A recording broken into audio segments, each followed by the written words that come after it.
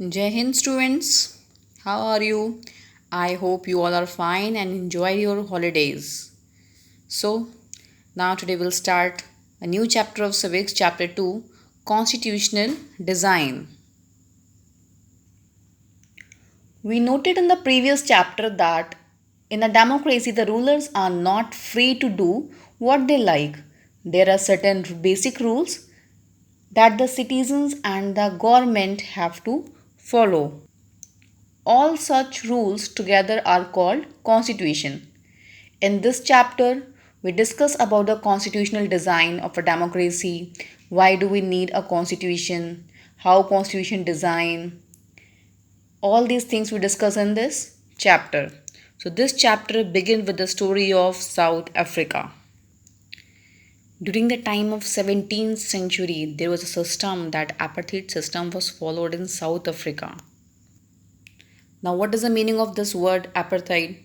It means that separation on the basis or the discrimination on the basis of the skin color, on the basis of race.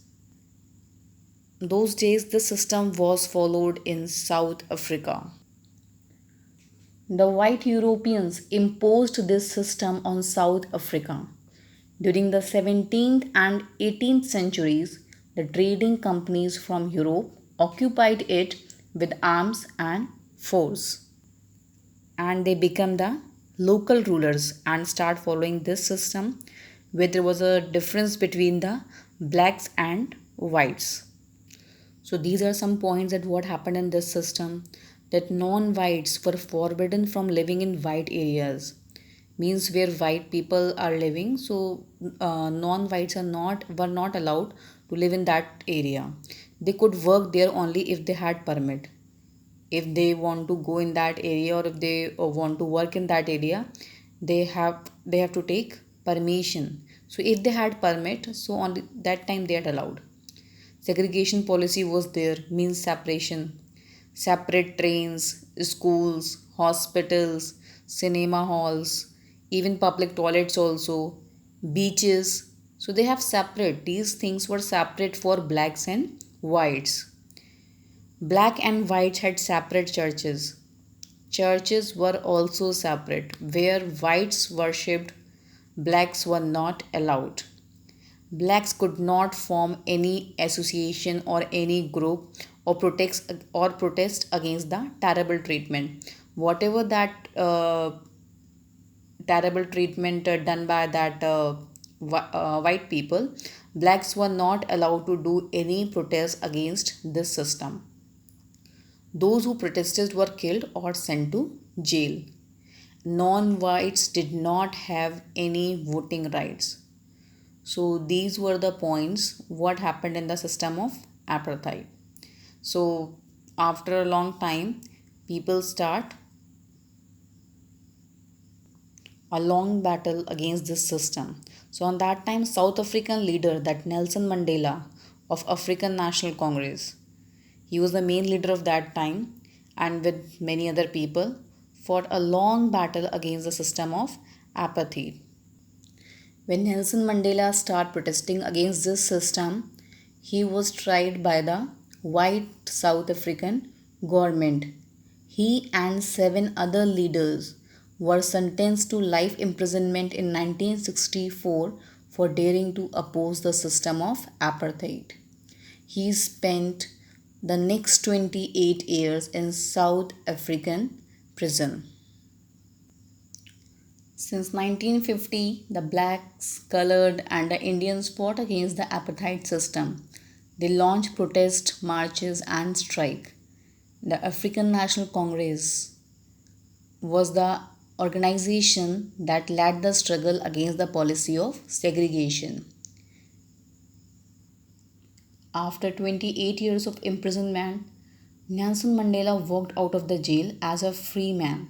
Finally, at the midnight of 26 April 1994, the new national flag of the Republic of South Africa was unfurled, making the newly born democracy in the world.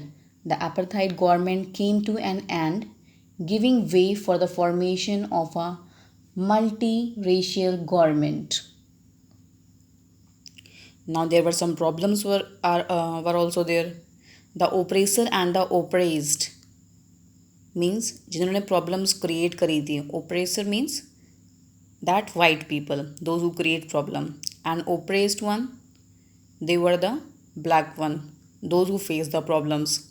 So then now the oppressor and the oppressed were planning to live together in the new democracy. So that was a problem now, because before that they their everything was separate, but now they have to live together. Whites and black didn't trust each other. Of course, how they trust each other, because white think that ki blacks will take that revenge. Blacks wanted the majority to rule and equality in the country, and white people wanted to protect their privileges and property. Whatever the rights they had earlier, they wanted ki that rights and the privileges and the property should be protected. Finally, their constitution was made. And now the preamble. What is preamble? An introductory statement in a constitution which states the reasons and guiding values of the constitution. Now the preamble of South Africa. So after 2 years of discussion and debate, they came out with one of the finest constitutions of the world has ever had. The constitution gave to its citizens the most extensive rights available in any country.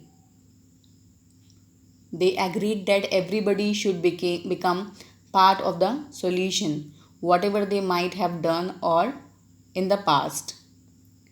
Everyone got the equal rights.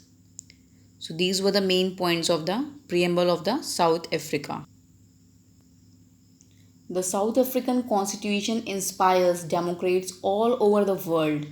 A state denounced by the entire world till 1994 as the most undemocratic one is now seen as a model of democracy. So it was such a big change for the South Africans, and it sets an example for the other countries. And here the system of apartheid was also, and with the formation of new constitution, now everyone is equal. Now they all are live together in one country. Now I am going to wind up today's lecture. Tomorrow we'll discuss the remaining topic of this chapter. Prepare your notes in your fair notebook.